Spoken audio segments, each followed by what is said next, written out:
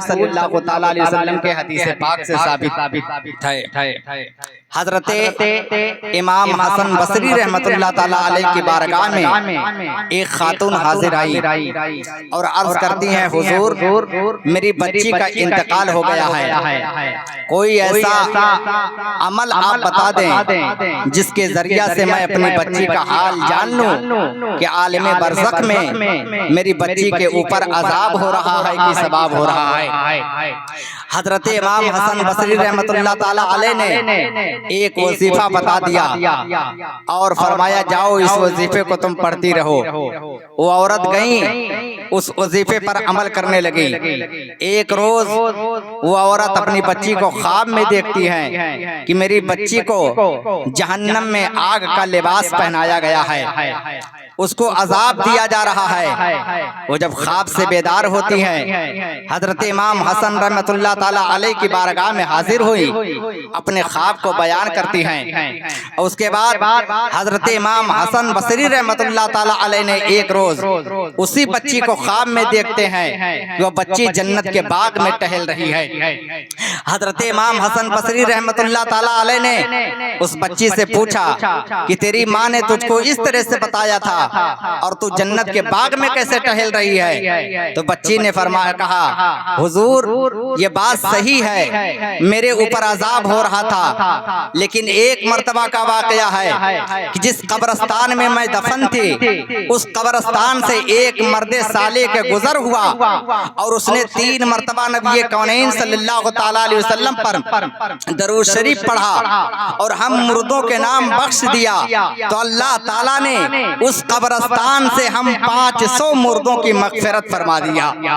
ये दरूद शरीफ की बरकत है। इसीलिए उलमा बयान फरमाते हैं कि अपने आका सल्लल्लाहु ताला अलैहि वसल्लम की मोहब्बत दुनिया से लेकर जाओ मुसलमानों। जब आपकी रूह परवास कर जाती है और आपको कब्रिस्तान में ले जाया जाता है, आका इरशाद फरमाते हैं, कब्र वालों को सलाम करो।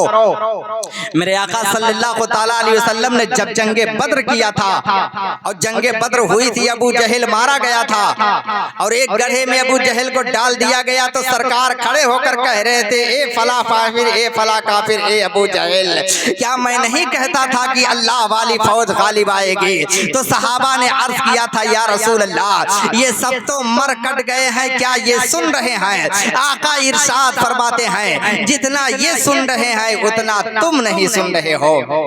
ये तो आम लोगों के लिए है, और मर्दे मोमिन के सुनने का मामला क्या होगा प्यारे? हजरत अल्लामा शेख अब्दुल अजीज मुहद्दिस देहलवी रहमतुल्लाह ताला अलैह इरशाद फरमाते हैं, रूह रा कुर्बो बोध मकानी अक्सा अस्त, रूह के लिए दूरी और नजदीकी एक कर दी जाती है, रूह के लिए न दूर रह जाता है, दूर के लिए न नजदीक का मामला होता है, रूह के लिए सब बराबर कर दिया जाता है। अल्लाहु अकबर। मर्दे मोमिन को लेकर के आप कब्रिस्तान में पहुंचे, आपने जनाजा पढ़ने के बाद मुर्दे को कब्र में उतारते हैं। आपने जब मुर्दे को कब्र में उतारा, जब उतारते हैं तो आप दुआ पढ़ते हैं, बिस्मिल्लाहि अला मिल्लति रसूलिल्लाह। बताओ नबी का नाम लिया गया कि नहीं कब्र में?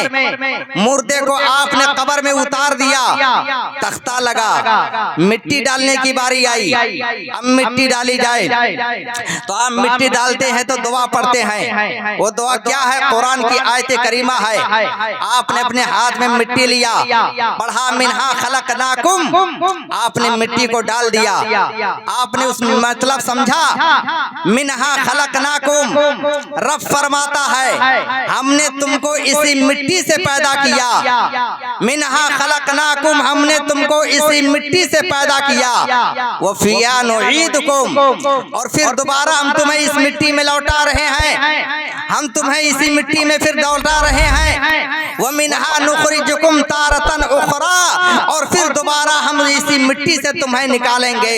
ये दुआ पढ़ करके कुरान अजीम की आयते करीमा आप अपने मुर्दे पर मिट्टी डाल देते हैं, हमने इसी से पैदा किया और इसी में तुम्हें लौटा रहे हैं, और फिर दोबारा इसी से हम तुम्हें उठाएंगे। आप जरा गौर फरमाइए, मुर्दा कब्र में रख दिया गया।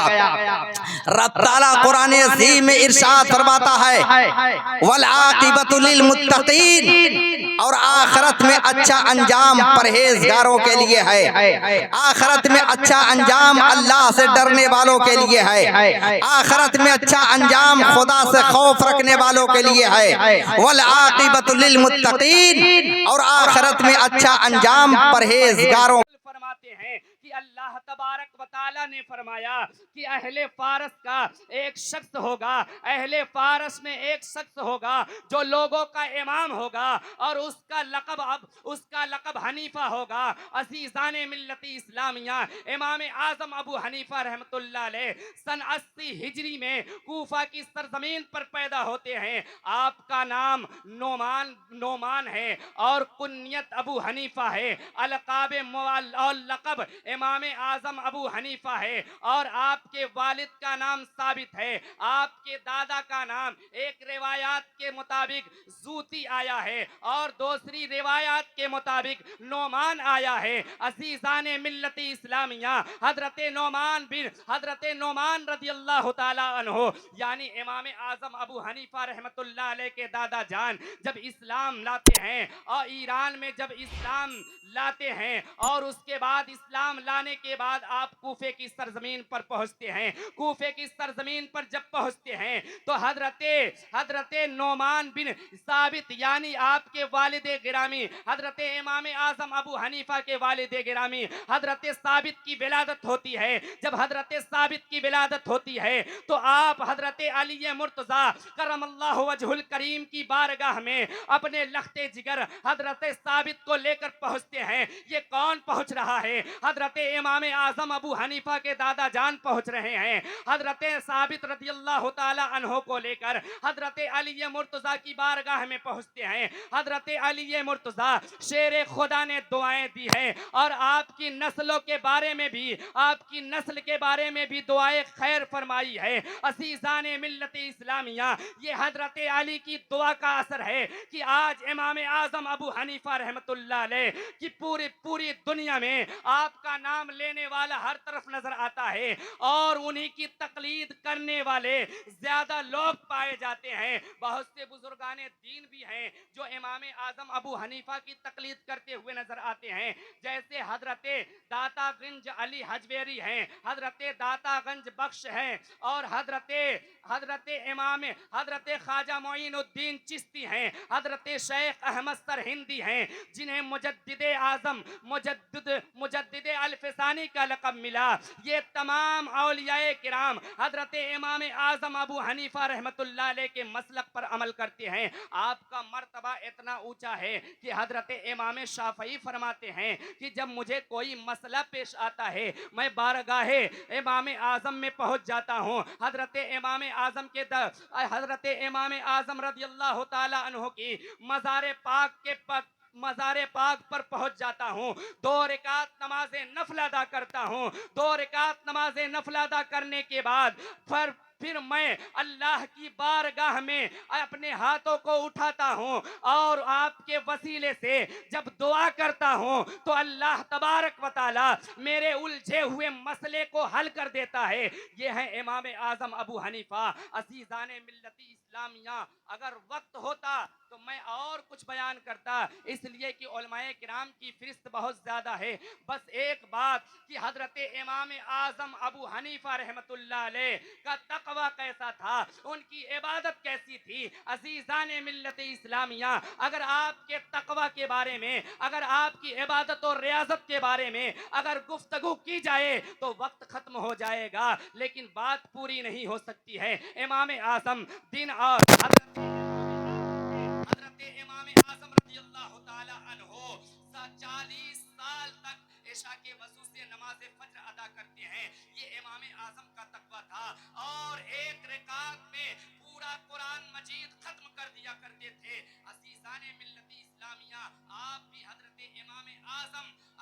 हनीफा रहमतुल्लाह अलैह के नक्शे कदम पर चलिए और उनके तौर तरीके को अपनाइए, इसलिए कि हम हनफी हैं तो इमाम आजम अबू हनीफा रहमतुल्लाह